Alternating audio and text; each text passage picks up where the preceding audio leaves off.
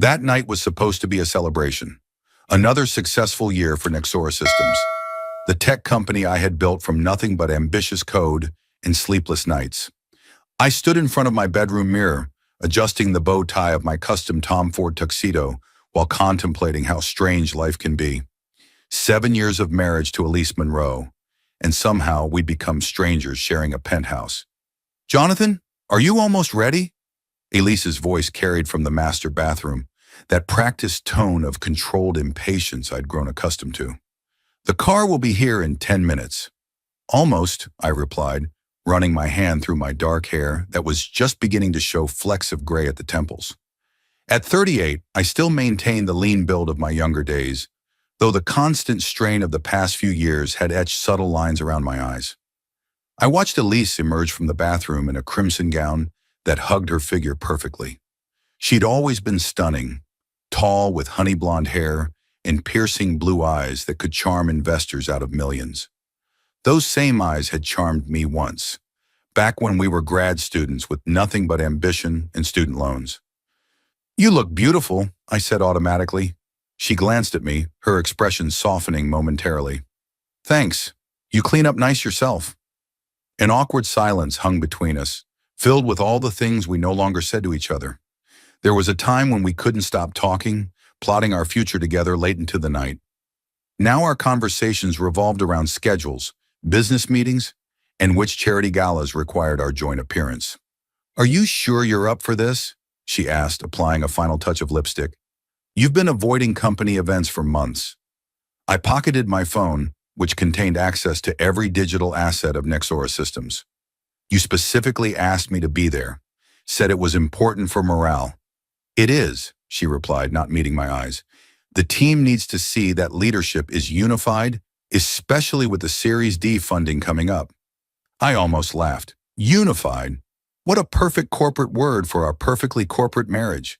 "Well, can't disappoint the team, can we?" Her phone buzzed with a text message.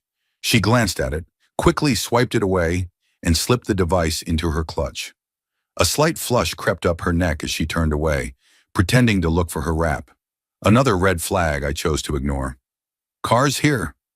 Shall we?" The ride to the Grand Palmer Hotel was quiet. Chicago's skyline glittered against the night sky as our driver navigated through downtown traffic. I watched Elise check her reflection repeatedly, nervously adjusting her hair, fidgeting with her earrings. In the 7 years I'd known her, I'd never seen her nervous before a business event.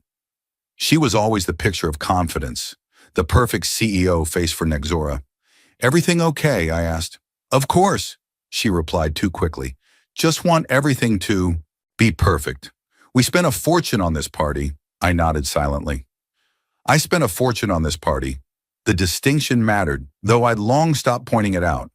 On paper, Elise was the CEO of Nexora Systems, the brilliant visionary who'd taken the company from promising startup to industry disruptor. The reality was more complicated. I'd created the core technology, secured the initial funding, and still owned 72% of the company. But we'd agreed early on that Elise, with her Harvard MBA and camera-ready charm, would be the face of the company. I was content to remain in the background, building the technology that made us rich. The Grand Palmer Hotel was illuminated like a beacon, its classic architecture highlighted by strategic lighting that made the stone facade glow warmly against the cold December night. A red carpet extended from the curb to the entrance, lined with heat lamps to ward off the Chicago winter. As our car pulled up, I could see groups of employees already arriving, dressed in their finest attire, excited for the most lavish company event of the year. "Remember to smile," Elise whispered as we exited the car. Her hand slipped into mine, a practiced gesture that looked natural to anyone watching, but felt mechanical to me. "These people idolize you." "They barely know me," I replied under my breath, forcing a smile as we approached the entrance. The hotel's grand ballroom had been transformed into a winter wonderland. Crystal chandeliers cast a warm glow over tables adorned with ice sculptures and white floral arrangements. A string quartet played softly in the corner, and waitstaff circulated with champagne and hors d'oeuvres. The room hummed with conversation and laughter, but something felt off. As we entered, the ambient noise dipped momentarily, Heads turned, eyes lingered, then quickly averted when I caught them looking. Whispers followed in our wake as we made our way through the crowd. I caught fragments of hushed conversations that stopped abruptly as we passed. Can't believe she would... Right in front of him. Does he know yet? My stomach tightened with a familiar dread, the same feeling I'd experienced over the past few months whenever I'd catch Elise ending phone calls abruptly when I entered a room or closing laptop screens when I approached. Mr. Hayes, so glad you could make it. It was Melissa Rogers, Elise's executive assistant, a petite brunette in her mid-20s with an ever-present iPad. Everyone's been asking if you'd show up. Wouldn't miss it, I replied, accepting a glass of champagne from a passing server. Looks like you've outdone yourself with the planning, Melissa. She beamed. All Mrs. Monroe's vision. I just executed the details. Her eyes darted between Elise and me, an uncomfortable tension in her expression. The board members are gathered near the stage. They've been asking for both of you. Elise's hand tightened around mine. We'll head over shortly. I need to greet some people first. As Melissa retreated, I leaned closer to Elise. What's going on? Everyone's acting strange. Don't be paranoid, she replied, smiling broadly and waving at someone across the room. It's just been a while since you've been social. People aren't used to seeing the mysterious Jonathan Hayes in person. Before I could respond, we were intercepted by the head of marketing and his wife, then by our chief legal counsel, then by a series of investors and partners. Each conversation felt stilted, with meaningful glances exchanged and sentences that trailed off abruptly. I noticed Richard Collins, the chairman of our board, watching us from across the room, a tumbler of whiskey in his hand and an inscrutable expression on his face. Richard and I had never gotten along. He'd been brought in during our Series B round, a condition from one of the major investors. He was old school business, all golf memberships and cigar lounges, while I represented the new tech generation. He thought I lacked the killer instinct necessary for big business. I thought he lacked the vision for where technology was heading. But he and Elise had always worked well together, presenting a united front during board meetings while I focused on product development. I watched as Richard excused himself from his conversation and made his way toward us, his movements deliberate, his eyes never leaving Elise. She straightened almost imperceptibly beside me, her breathing quickening. Jonathan, Richard greeted me with a firm handshake and a smile that didn't reach his eyes. Good to see you out of your coding cave. And Elise, stunning as always. He kissed her cheek, lingering a moment too long. Richard, I nodded. Quite the party. Seems like everyone's in on some secret. He laughed, a practiced sound that echoed his boardroom chuckles when he was about to dismiss one of my technical concerns. You technologists, always seeing patterns where there are none. Just holiday high spirits, I assure you. His hand found the small of Elise's back, a casual touch that spoke of familiarity beyond professional boundaries. I said nothing, but made a mental note. Another piece in a puzzle I'd been unconsciously assembling. If you'll excuse me, I said, stepping back, I see David by the bar. Technical matter to discuss. I felt Elise's eyes on my back as I walked away, but she didn't try to stop me. Perhaps she was relieved. After an hour of small talk and forced laughter, I found myself next to David Wilson, our head of engineering and one of the few people at Nexra I genuinely liked. Having fun yet? David asked, nursing what looked like scotch on the rocks. About as much as a root canal, I replied, ordering a double whiskey. What's with everyone tonight? It's like they're all in on some joke I don't get. David shifted uncomfortably, his eyes not meeting mine. Look, John, I've been meaning to talk to you about something. There are rumors. The microphone feedback cut through the ambient noise, drawing everyone's attention to the stage. Richard Collins stood at the podium, his silver hair perfectly coiffed, his tuxedo impeccably tailored. Ladies and gentlemen, esteemed colleagues and friends of Nexra Systems, he began, his voice carrying the authoritative tone of someone used to commanding attention. What an incredible year it's been. I tuned out as he launched into the standard corporate platitudes, record growth, innovative breakthroughs, market disruption. My eyes found Elise near the front of the crowd, her posture tense, her smile fixed. Something was definitely off. But tonight isn't just about celebrating our company's success. Richard continued, pulling me back to his speech. Tonight is about celebrating the visionary leadership that has brought us to this moment. Elise Monroe has been the beating heart of Nexora Systems, guiding us through challenges with grace and determination. Applause erupted, and Elise made her way to the stage, accepting Richard's extended hand as she climbed the steps. Her smile looked genuine now, radiant even, as she stood beside him. Elise isn't just a brilliant CEO, Richard said, his arm around her waist in a gesture that seemed inappropriately familiar. She's a true partner, someone who understands that business, like life, is about making bold choices and seizing opportunities. An uncomfortable murmur rippled through the crowd. Several people glanced in my direction, their expressions a mix of pity and morbid curiosity. Which is why, Richard continued, reaching into his pocket, I've decided to seize the greatest opportunity of my life. The room fell silent as Richard Collins, 52-year-old chairman of Nexor Systems, lowered himself to one knee in front of my wife. A collective gasp rose from the audience as he produced a small velvet box. Elise Monroe, he said, his voice carrying clearly through the shocked silence. You've transformed our company with your vision. Now I'm asking you to transform my life by becoming my wife. The diamond ring he held up caught the light from the chandeliers, scattering prisms across Elise's stunned face. Or at least she was attempting to look stunned. But I knew my wife. The slight upward curl of her lips, the lack of genuine surprise in her eyes. This was a performance, not a revelation. Time seemed to slow as I stood frozen by the bar, whiskey untouched in my hand. Somewhere in the crowd, a camera flashed, then another.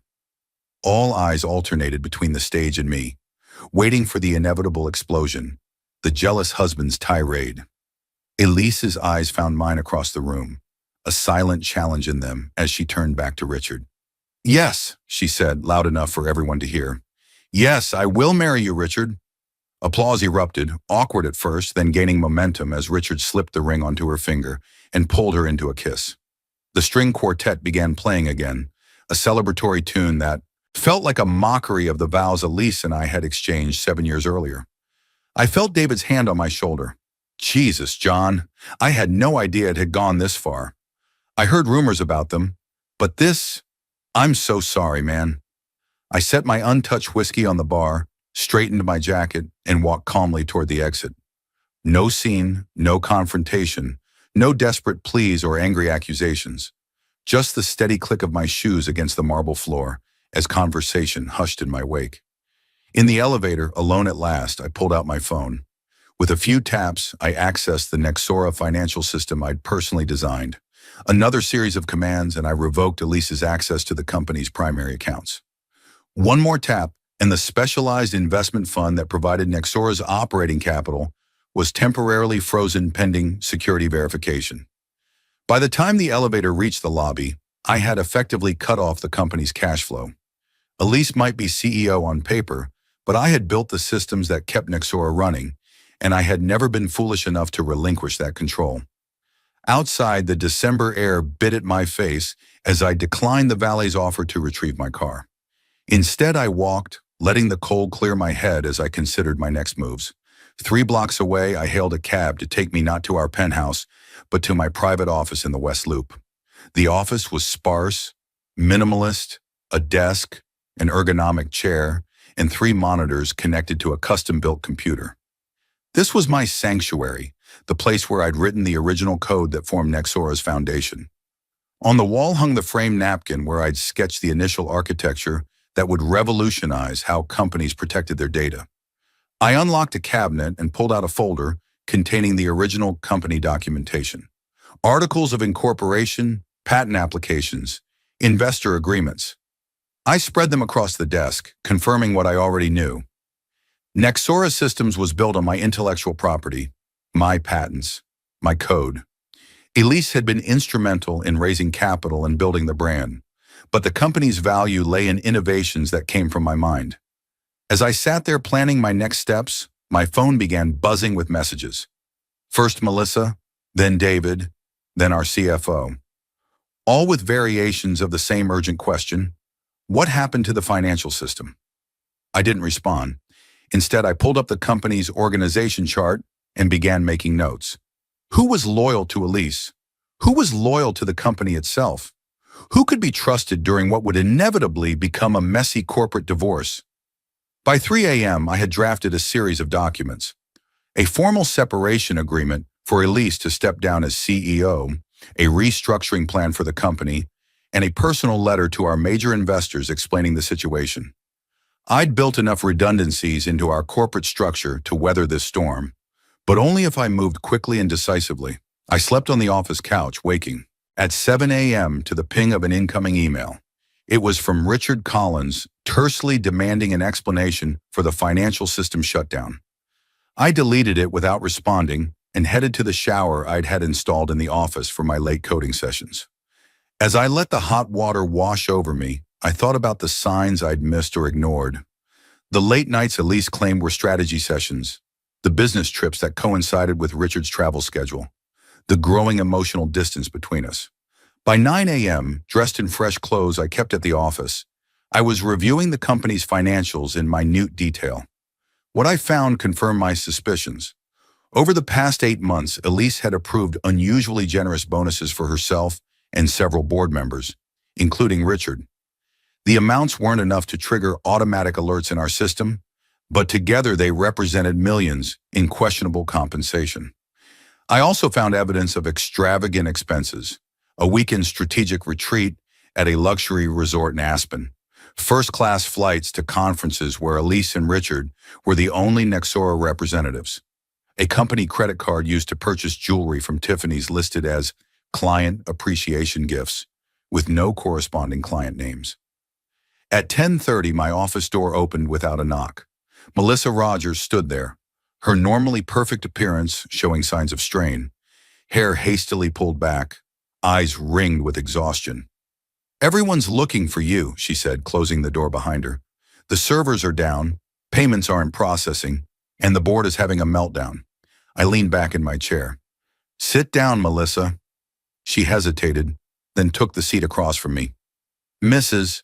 Monroe sent me to find you. She said it's urgent that you restore the systems immediately." "I imagine she does," I replied evenly. "But before that happens, I need you to deliver something to her." I picked up a sealed envelope containing the separation agreement. "Ensure she reads this privately before the emergency board meeting this afternoon." Melissa took the envelope, uncertainty written across her face. "Mr. Hayes, Jonathan, what exactly happened last night?" "A correction," I said simply.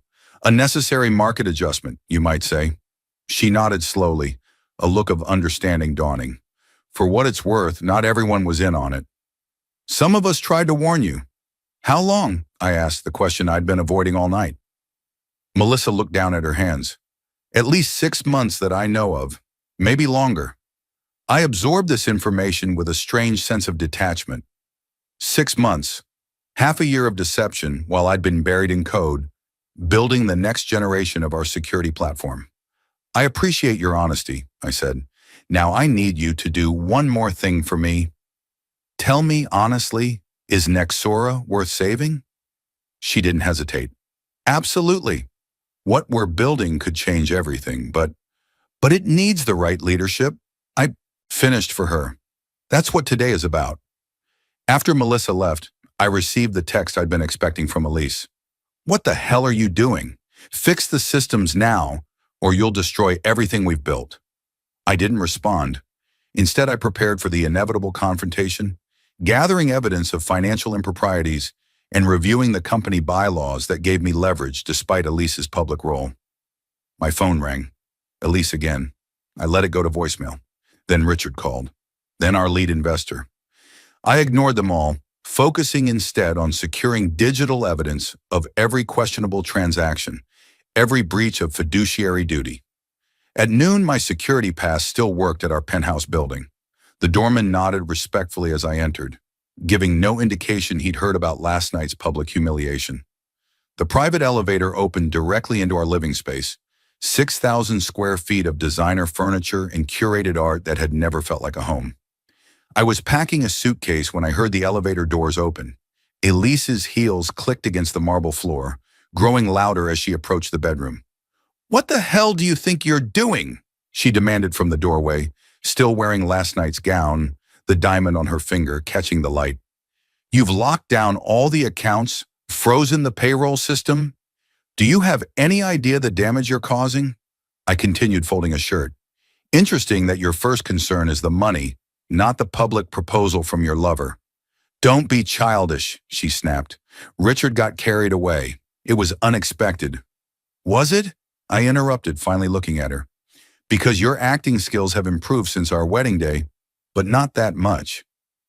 You knew exactly what was happening. She deflated slightly, moving to sit on the edge of the bed. It wasn't supposed to happen like that. We were going to tell you privately, after the new year, when the funding round was complete. How considerate, I said, my voice flat. Did you read the agreement Melissa brought you? Your ridiculous demand that I step down? You can't force me out, Jonathan. The board won't allow it. I laughed then, a genuine sound that seemed to unnerve her. The board doesn't have a choice. Did you forget who actually owns this company? Who holds the patents? Who can, with a few keystrokes, make our entire platform unusable? You wouldn't, she whispered, but uncertainty flickered in her eyes. You destroy your own creation out of spite? Not destroy, I corrected her. Reclaim. There's a difference. I zipped the suitcase closed. The emergency board meeting is at 3. You have until then to decide. Leave with dignity and a generous severance, or fight me and leave with nothing. Her composure cracked, tears welling in her eyes. We built this together, Jonathan. Everything we have. Stop, I cut her off. Just stop.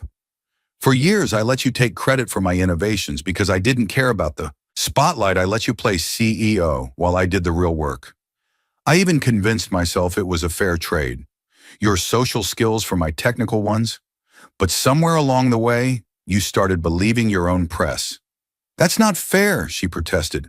I worked just as hard. At spending, I interrupted again. The private jet, the office in Milan, the executive retreats to Bali, none of that built our technology. None of that kept our clients' data secure or our systems running. I set the suitcase on the floor. I've had our financial team analyze your contribution to actual revenue generation versus expenses. Would you like to see the results? Her silence was answer enough. I'm not doing this out of jealousy, Elise. I'm doing it because you and Richard have been systematically looting the company while contributing nothing of value. It ends today. I placed a second envelope on the bed. Divorce papers. My lawyer drew them up this morning. Given the circumstances and the prenup you insisted on, I think you'll find them more than fair. She stared at the envelope, then back at me, her expression hardening. You think you've won, don't you? That you can just erase me and move on? Richard has connections you can't imagine, investors who trust him implicitly. Then he should have no trouble starting a new company with you, I replied, picking up my suitcase. I wish you both every happiness.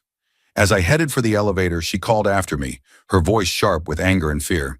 You need me, Jonathan. You always have. Who's going to be the face of Nexera without me? You? The socially awkward genius who can barely make eye contact during investor meetings? I paused, turning back to her with a calm I genuinely felt. I never needed you, Elise. I just convinced myself I did. That's a mistake I won't repeat.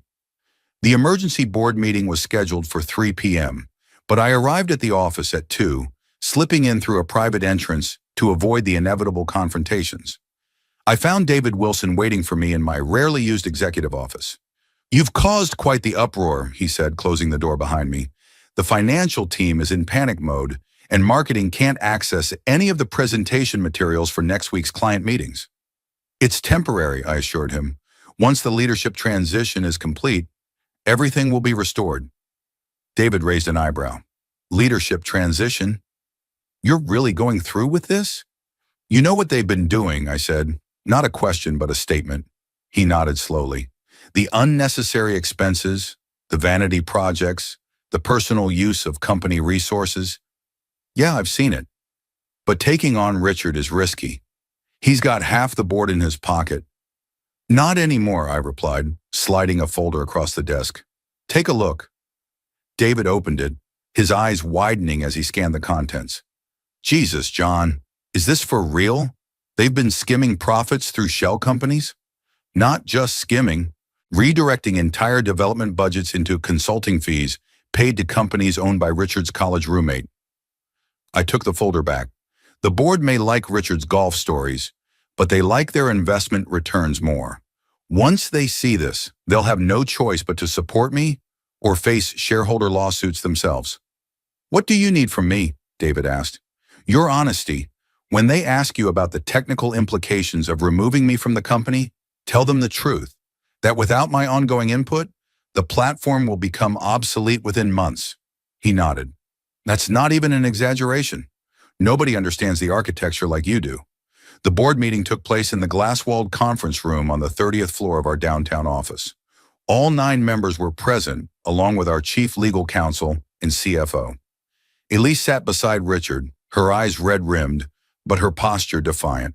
She changed into a conservative black suit, her engagement ring conspicuously absent.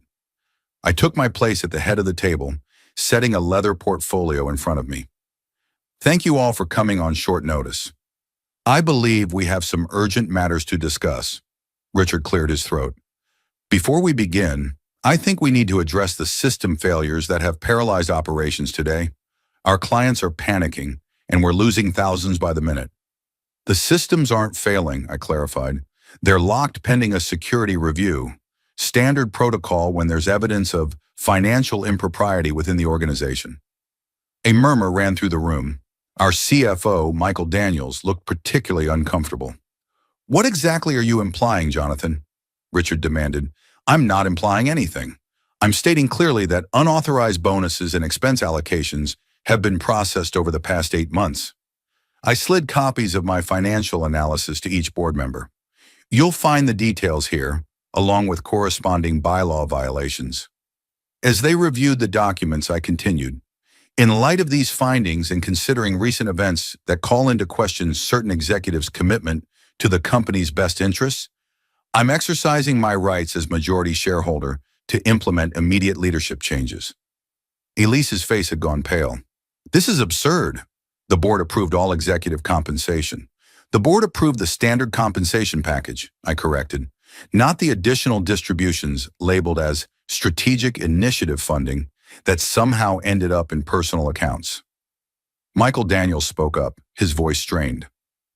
I was told those allocations had your approval, Jonathan. They didn't, I replied simply, and the digital approvals that suggested otherwise have been proven to be forgeries. I handed another document to the legal counsel. The forensic evidence is quite clear. Richard slammed his hand on the table. This is nothing but a vindictive response to a personal matter. Your wife, soon-to-be ex-wife, I interrupted. And while the timing may seem connected to your public proposal, the financial investigation began 3 weeks ago when anomalies were first detected. I turned to address the entire board. Here's what's going to happen. Effective immediately, Elise Monroe is stepping down as CEO. I will assume the roles of both CEO and CTO, with a focus on returning to our core mission of providing the most secure data architecture in the industry. One of the venture capital representatives spoke up. And if we don't agree to this restructuring, I smiled thinly, then I'll be forced to exercise the nuclear option clause in our investor agreement. I turned to our legal counsel. Would you mind explaining the implications? The lawyer cleared his throat nervously. The nuclear option allows Mr. Hayes, as the patent holder of Nexora's core technology, to revoke the company's license to use said technology in the event of a hostile takeover or governance dispute. Essentially, without his patents, Nexora Systems would cease to exist as a viable business entity. The room fell silent as the implications sank in. This isn't a negotiation, I continued calmly. It's a courtesy notification of decisions already made. The systems will be restored within the hour once the new leadership structure is confirmed and documented. Elise stood suddenly, her chair scraping loudly against the floor. You can't do this. After everything I've given to this company. What exactly have you given, Elise? I asked, my voice level. The technology? That was me. The initial funding? My life savings and my parents' retirement fund? The industry connections? Those came through David and Michael, not you. I looked around the table. Elise is an excellent public speaker and a charming dinner companion. Those are valuable skills in business, certainly, but they don't entitle her to loot the company or betray its founder, either professionally or personally. Richard stood as well, his face flushed with anger. This is outrageous. The investors won't stand for it. Actually, said the venture capital representative, reviewing the financial documents with a grim expression, given the evidence presented and the legal realities, I believe Mr. Hayes is well within his rights. And frankly, the financial improprieties are deeply concerning from a governance perspective. You're taking his side? Richard demanded, incredulous. After all the deals we've closed together? This isn't about sides, Richard, the investor replied coolly. It's about fiduciary responsibility. These numbers suggest serious breaches of trust. One by one, the board members indicated their reluctant agreement. Elise watched in horror as her support evaporated, her carefully cultivated relationships proving insufficient against the hard reality of ownership rights and financial malfeasance. In the end, the vote was unanimous, with Richard and Elise abstaining. She would step down immediately with a moderate severance package contingent upon a non-disclosure agreement. Richard would remain on the board, but would be removed from all financial oversight committees. As the meeting concluded, I watched Elise sign the necessary documents, her hands shaking slightly, her signature a pale imitation of her usual confident scrawl. When she finished, she looked up at me, her expression a complex mix of anger, fear, and something that might have been respect. You've always been underestimated, she said quietly, even by me. That was the idea, I replied. It made things easier. She nodded slowly, removed the company key card from her purse, and placed it on the table. Without another word, she walked out, Richard following close behind. The news spread quickly through the tech industry. The story was too juicy to ignore. The publicity-shy genius reclaiming his company from his unfaithful wife and her boardroom lover. Market analysts predicted Nexora's imminent collapse without its charismatic CEO, but they fundamentally misunderstood what made the company valuable. In the weeks that followed, I implemented the changes I'd been contemplating for years. We scaled back the extravagant marketing events in international offices, refocusing on research and development. I promoted David Wilson to COO, giving him the authority to rebuild our engineering team without interference from marketing. The transition wasn't smooth. Several key executives who had been loyal to Elise resigned. Clients called with concerns about stability. Competitors spread rumors about our impending downfall. But through it all, I maintained a steady hand, conducting personal calls with our largest clients to reassure them, demonstrating new features that had been in my private development pipeline for months. 2 months after the board meeting, I stood before a packed auditorium at the annual Tech Security Conference, my first public appearance as Nexora's CEO. Public speaking had never been my strength. Elise had always handled these moments, but necessity had forced adaptation. For too long, I told the audience, the security industry has been dominated by flash over substance, slick marketing covering mediocre technology. I paused, making eye contact with various sections of the crowd. Today, Nexora is returning to first principles. Security isn't about buzzwords or celebrity CEOs. It's about mathematical certainty and technological innovation. I then unveiled the platform I'd been developing in secret, a quantum-resistant encryption method that made our competitors' offerings obsolete overnight. The crowd erupted in applause, and by the end of the day, our stock had risen 15%. 3 months after the board meeting, I received a text from Melissa Rogers. Richard dumped her. Apparently, the investors he promised would follow them never materialized. She's been calling the office asking about consulting opportunities. Didn't respond, but I wasn't surprised. Richard Collins had always been a fair-weather friend, someone who latched onto success rather than creating it himself. Without Elise's access to Nexora's resources and my technology, she had little to offer him beyond the temporary satisfaction of taking something that belonged to someone else. While the corporate battle had been swift and decisive, the divorce process proved to be a different kind of war. 2 weeks after the board meeting, I received notice that Elise had retained Patricia Lawson, one of Chicago's most aggressive divorce attorneys, known for securing substantial settlements regardless of prenuptial agreements. She's going for blood, my attorney, James Harrington, warned during our first meeting. Lawson's filing claims the prenup should be invalidated due to changed circumstances and undue influence. That's ridiculous, I said, reviewing the motion. Elise was the one who insisted on the prenup. She had her own lawyer draft it. James nodded, adjusting his wire-rimmed glasses. Which is exactly why this is a desperate move. But Lawson's strategy isn't really about winning in court. It's about dragging this out until you're willing to settle just to end it. I won't be bullied, I stated firmly. Not in the boardroom and not in divorce court. The next 3 months became a battlefield of legal maneuvers. Elise's team demanded financial records going back to before we were married, questioned the valuation of my patent holdings, and even tried to claim she was the true creative force behind Nexora's success. During our first court appearance, I was struck by how different Elise looked. Gone was the polished CEO, replaced by a woman dressed conservatively in navy blue, projecting vulnerability. Her attorney painted a picture of a devoted wife whose husband had cruelly cut her off from the company she had helped build. Mrs. Hayes Monroe sacrificed her own career opportunities to support her husband's vision, Lawson argued before the judge, only to be discarded when he no longer needed her public relations skills. My attorney calmly dismantled this narrative, presenting evidence of Elise's affair, the financial improprieties, and most damaging emails between Elise and Richard, discussing how to gradually sideline me from the company I had founded. Your Honor, James said, the prenuptial agreement was Ms. Monroe's idea specifically because she believed her business acumen would far outstrip my client's technical skills. That this calculation proved incorrect does not invalidate a contract she herself insisted upon. The judge, a no-nonsense woman in her 60s, seemed unimpressed by the theatrical aspects of Elise's case. Miss Lawson, I've reviewed the prenuptial agreement, and it appears properly executed with independent counsel on both sides. Do you have any evidence of fraud or coercion beyond your client's current dissatisfaction with its terms? The momentum shifted.